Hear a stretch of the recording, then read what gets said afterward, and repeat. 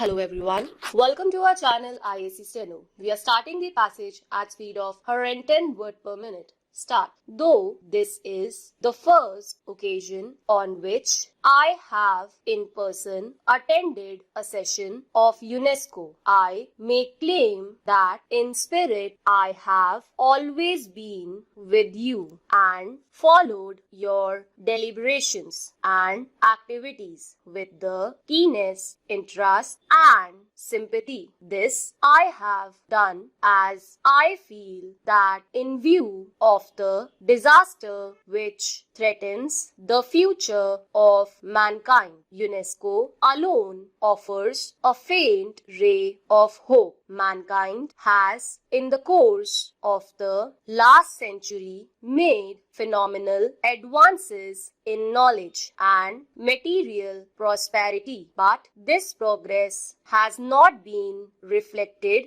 in man's moral and political achievement. Increased knowledge has therefore led not only to a greater provision for comforts and victory over want and disease, but also, alas, to an increase in man's power for destruction and death. This power is so great today that unless all men have a sense of community, it may well lead to common ruin for all. It is only through a re-education of man that we can create that sense of psychological unity and common citizenship which the technological unity achieved by the advance of modern science requires of man. This is the reason why in 1949, when the Indian National Commission for Cooperation with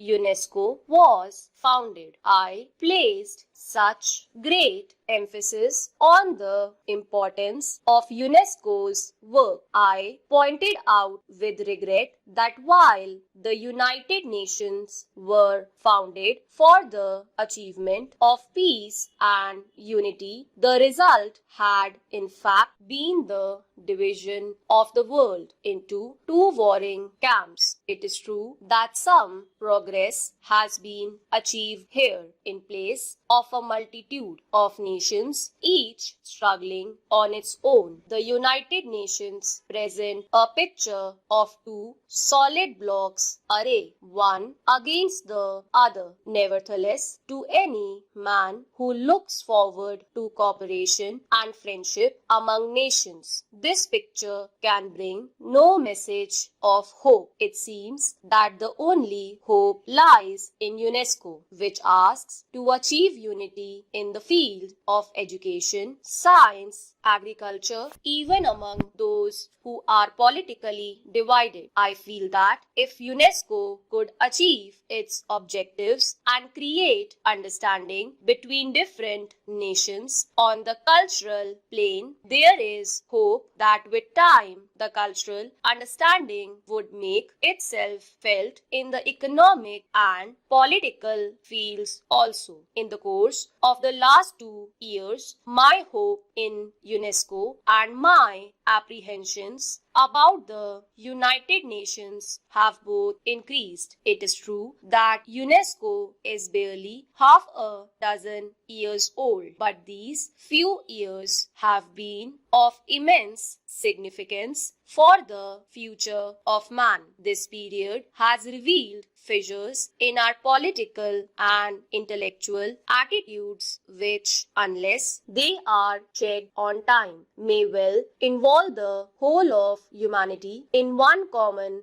run. It is therefore necessary that we should attempt to evaluate what UNESCO has done during these turbulent years and survey its past achievements so that we can map out with greater confidence the course of its future action. The aim of UNESCO is to bring nations together through education, science, and culture. Ever since its foundation, UNESCO has yearly passed resolutions and adopted programs to achieve that end. One of the greatest achievements of UNESCO has been to help frame a new and universal Declaration of Human Rights, which has since been adopted by the United Nations. Similarly, in the field of technical assistance to underdeveloped countries and the restoration of educational and cultural facilities in the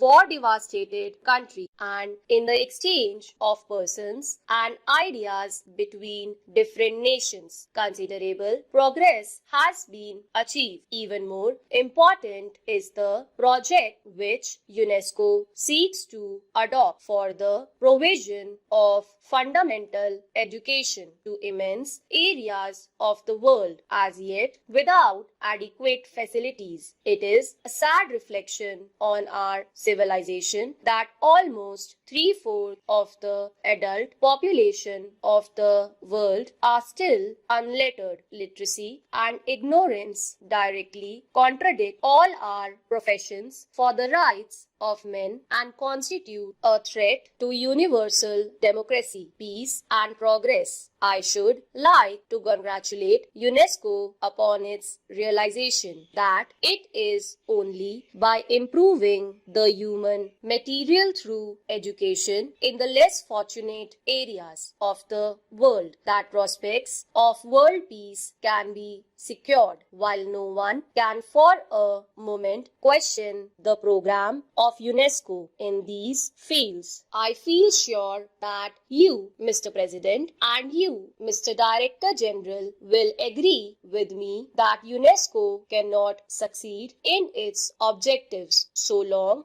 as the fear of war and destruction cripples the creative energies of man. Unless this threat can be averted, all our efforts to advance education, science and culture seems a mockery. If the world is to be saved from disaster, we must, as intelligent men and women, decide what steps UNESCO can take to avoid the threat of war. It will not do to say that the questions of war and peace are primarily political and do not concern UNESCO, which is a body devoted to the advancement of education, science and culture. That cannot be so always as such. Stop.